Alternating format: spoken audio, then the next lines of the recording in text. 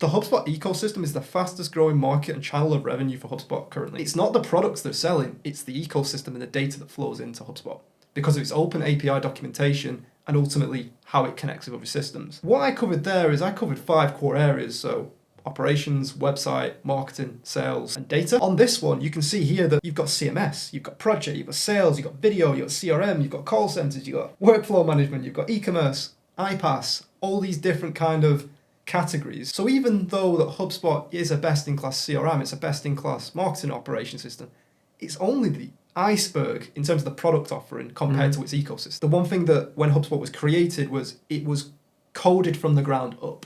HubSpot didn't grow to where it is today through acquiring other software.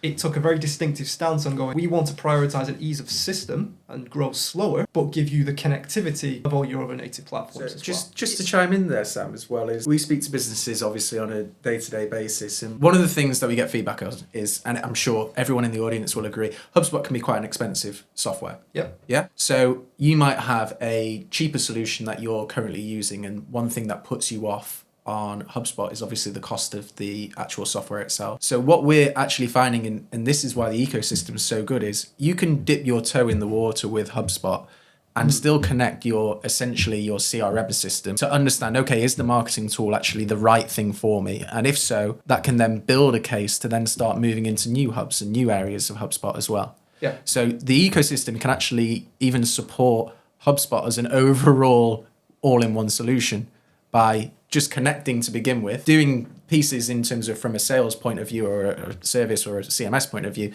then saying, well, actually, this software really works for our business. We understand there's a cost, but we're getting a lot of benefit out of it. And I think what the core thing is there is HubSpot can still be an all-in-one platform without all the hubs. The connectivity is the primary reason of the ecosystem. So it's the ease of getting onto HubSpot and it's the ease of maximizing HubSpot going forward as well.